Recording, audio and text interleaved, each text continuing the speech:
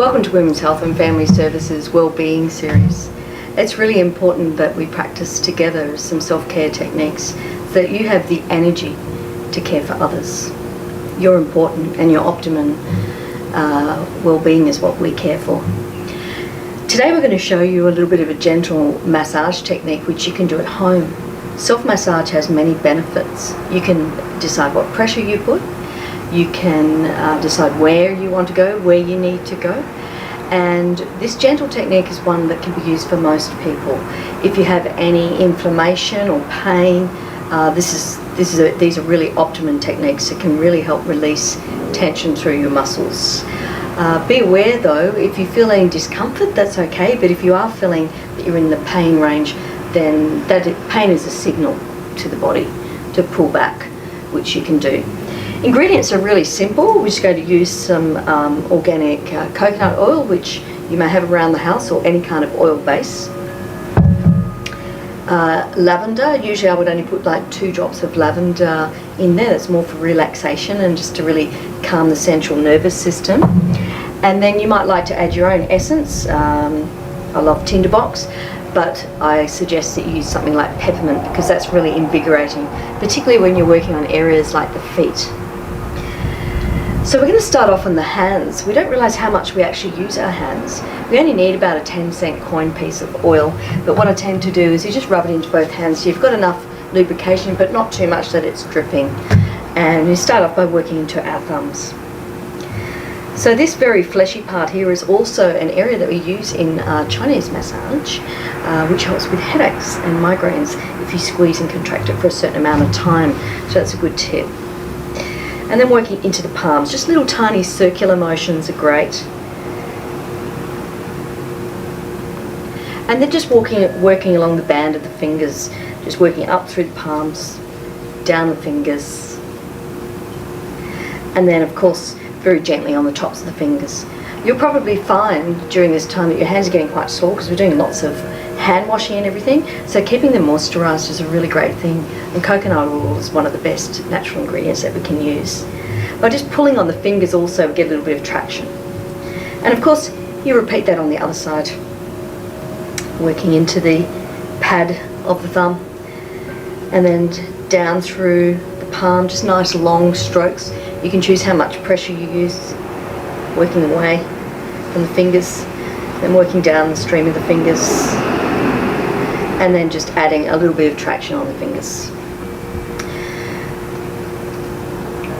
We also don't realise how much we actually use our forearms as well, and particularly these muscles on the inner arm. So we're going to start by just adding just a little bit of oil and allowing the thumb pressure technique to work down towards the wrists.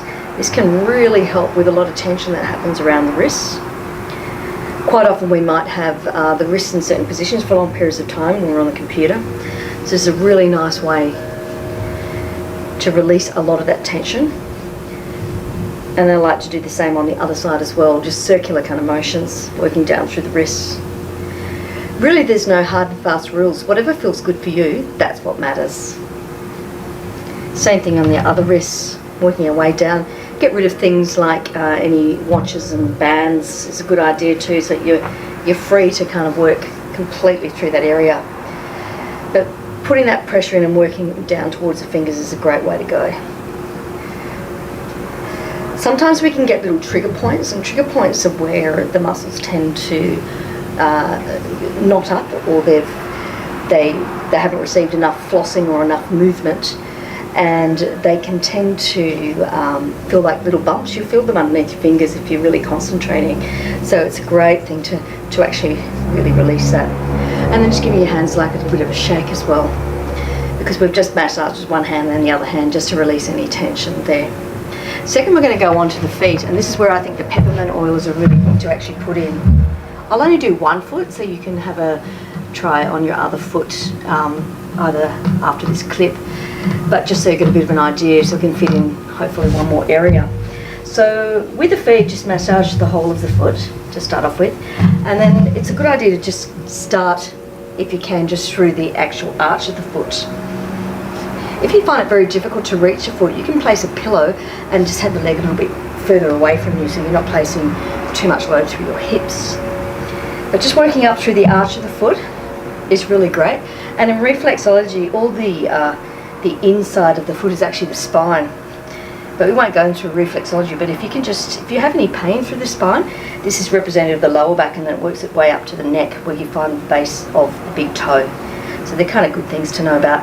Then you can add just a bit of traction on the toes, like we did with the fingers, but also the front of the foot as well. If you're feeling a bit sore and tender at the moment, this is also a lymphatic gland, so that's a nice one to actually just run the fingers through. Okay. And then you might want like a little bit of massage up through the calf if you like as well. Last area, after we've done both feet, is working up through the neck area. So tend to sort of open up your t-shirt, make sure you've got a t-shirt, you don't mind getting a bit of oil on, and just adding a little bit of squeezing through the tops of these muscles here, or this big muscle here called your trapezius. And what we're doing here is we're decongesting that muscle. So we spend a lot more time than what I'm doing now. I want to make clear, I want you to really just slow down, get your breathing nice and relaxed, and spend more time on yourself. Give yourself a pocket of time, an hour, put on some nice music. Then we're going to work up through the side of the neck, so just little circular motions. And then we're going to do a technique called cross-friction technique. So we're going to move over the muscle forward and back. Once again, do that a few times. And then if you bring your ear closer towards your shoulder, you can actually get into that big muscle, your SCM or your sternomastoid cleido process, and give it once again a little bit of a ring and decongestion. So imagine doing that exactly also on the other side. Finally, hopefully you can just rub the rest of the oil into your fingers, and you can work into the head. So with the head, if you have fairly long hair, just give yourself a nice little massage. Start up around the temple, into the jaw area. We don't realise how much tension we hold in the jaw. And then work your way up through the head. A little bit like we will receive when we go to the hairdressers. And then just running the hair up and then just letting it all stream down. Sometimes that can feel really good. If you've got short hair, however, just nice little massage over the whole scalp. And then you can just trickle your fingers down. So it kind of feels like just sparkling spring water running down. Just those kind of softer touches can actually help activate the parasympathetic nervous system. Okay, please take good care of yourself, and we look forward to providing more clips in the future. Thank you.